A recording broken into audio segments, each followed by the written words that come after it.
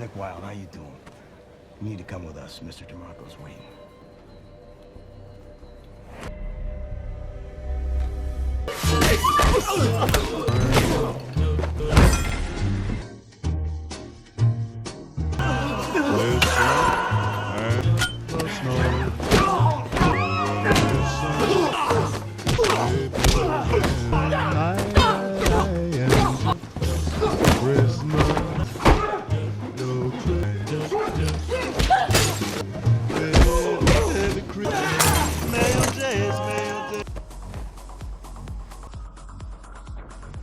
It's good of you to see me like this, Mr. DeMarco. What do I call you? Nick. Well, Nick, I'm told there's something about a girl. She pretty? Was. Come again? Last night, a friend of mine was some disrespect, and I thought, you know, maybe you might do something to make things okay. Oh, that. But you see, Nick, that was a game. And what happened after wasn't so nice either. You're lying, Nick. You can't show disrespect to a whore. She's a whore, you're her pimp. Am I right? No, I'm legit. Credit cards. Well, Nick, would 50,000 cover your disrespect, Nick? You're very generous. And you're very stupid. Where it's been? Let me just leave. The question is, what shape you're gonna be in when you do Listen, something? Didn't I tell you something about interrupting me, you dumb fuck?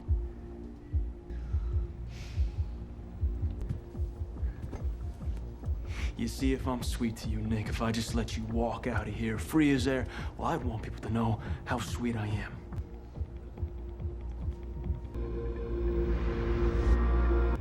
The fuck are you thinking about, huh? Take this dumb fuck out of my sight. Let's go.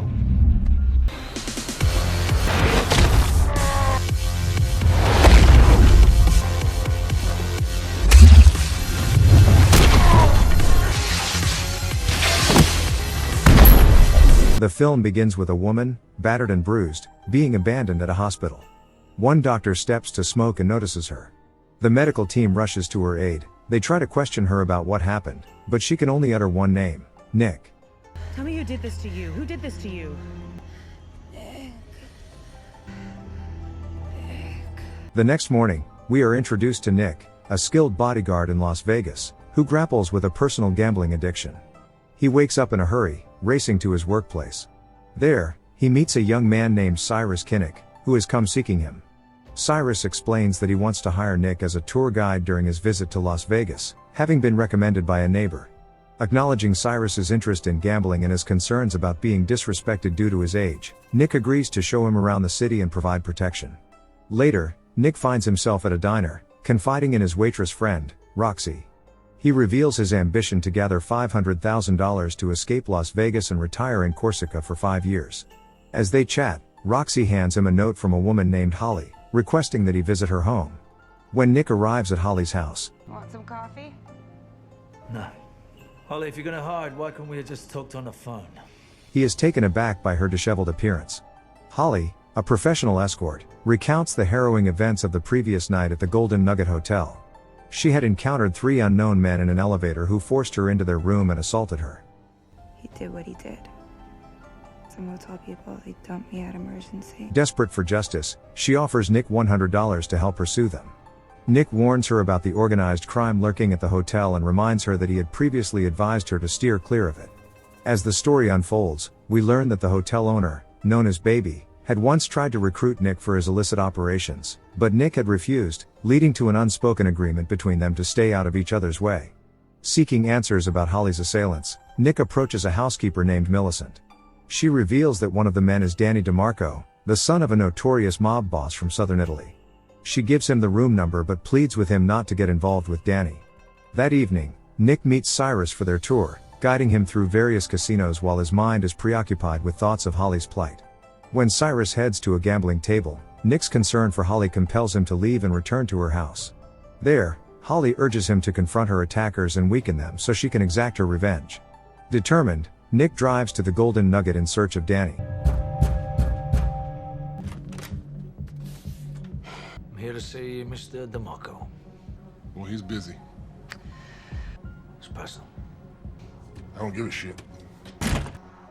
Who was it? Said he was a friend of Baby's. Shit. What's this about? Go. Check the hat.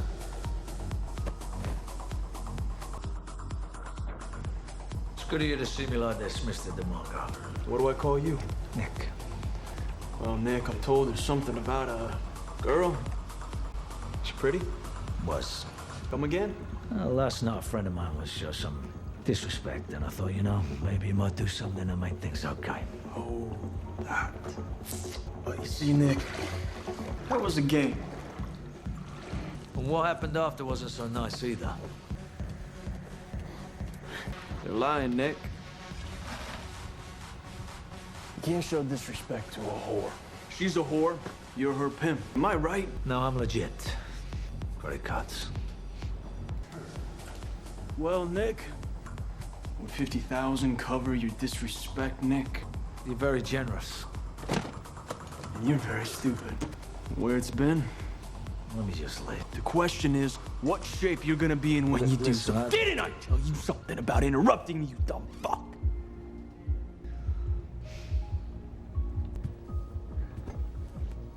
You see, if I'm sweet to you, Nick, if I just let you walk out of here free as air, well, I'd want people to know how sweet I am.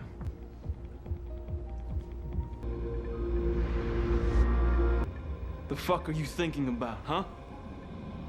Take this dumb fuck out of my sight. Let's go.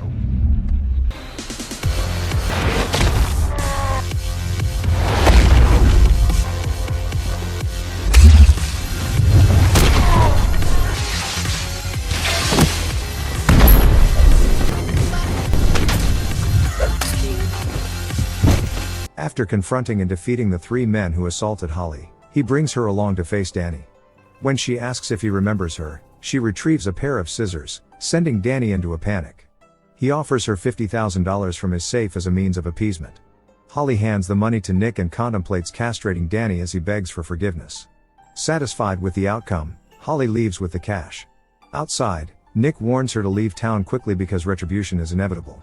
They split the $50,000 evenly before Nick heads to a casino. Feeling a surge of luck in the air, he sits down at a blackjack table with his dealer friend Cassandra, ready to test his fortunes on what feels like a fateful night.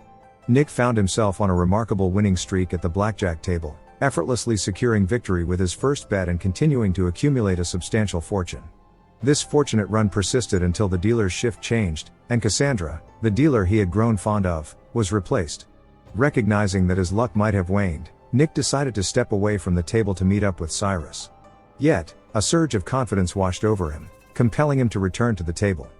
Believing that his good fortune was still intact, he raised his stakes significantly. To his astonishment, his winnings soared beyond $500,000. Nick and Cyrus went out for a drink, where Cyrus inquired about Nick's future plans. Nick revealed his intention to retire, eager to leave Las Vegas behind. He stood up to cash out his winnings but was suddenly struck by an overwhelming anxiety attack. The thought of $500,000 felt insufficient, igniting a reckless desire to gamble once more. In a moment of impulsiveness, he placed not only his entire $500,000 but also the additional $25,000 he had received from Holly on the table in one bold move. Unfortunately, fate was unkind. He lost everything in an instant, leaving him in a state of shock. Overwhelmed by regret and despair, Nick sought solace in alcohol until he eventually lost consciousness. When he awoke the next day, he found Cyrus by his side. Cyrus explained that he had passed out and that the staff had assisted him after he tipped them generously. In an unexpected turn, Cyrus expressed his desire for Nick to mentor him in bravery and combat skills. It soon became clear that Cyrus was a self-made millionaire, offering to make Nick rich in exchange for his guidance. However, Nick declined the offer and made his way downstairs for another drink. Shortly thereafter, Danny's men arrived at the bar, intent on delivering Nick to Danny himself.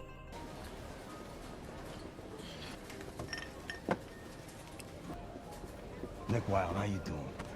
You need to come with us. Mr. DeMarco's waiting.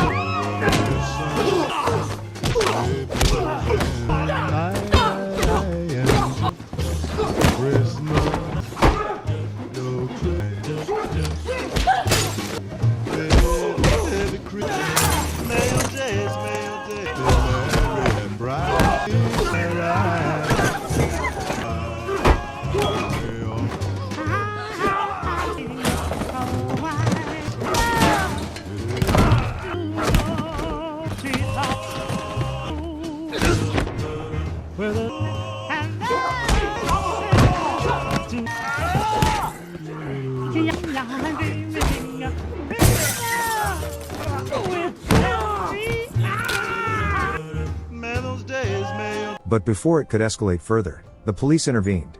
Nick was taken to the Golden Nugget to meet Baby, the notorious mafia boss of Las Vegas. Baby informed him that there had been a complaint about Nick breaking into a room and killing 2 men, with Danny as the key witness. Danny recounted how ruthlessly Nick had attacked him and his bodyguards. In response, Nick explained his side of the story, emphasizing that he never used guns, suggesting that Danny was framing him. First, why would I use a gun? He also mentioned the 2 cuts on Danny's manhood, prompting Baby to order Danny to drop his pants as proof. Danny refused, which led Baby to realize that Nick had acted for a reason. After Danny left, Baby warned Nick that they would come for him. However, Nick remained resolute and prepared for whatever challenges lay ahead. Later, seeking comfort in a meal at a diner, Nick was surprised when Cyrus joined him at the table. Cyrus confessed his fear of leaving Las Vegas, admitting that he felt like a coward. Yet he expressed gratitude for what he had learned from Nick and gifted him $500,000 along with a plane ticket to Corsica. Just then, Danny's men stormed into the diner. In a moment of quick thinking, Cyrus began singing loudly to create a distraction, allowing Nick to slip away unnoticed. The men pursued him outside while Danny ordered them to search relentlessly for him. I want you to find that asshole. I want you to find him. I want him found now. One more fucking guys. You find out where he lives. How much he costs.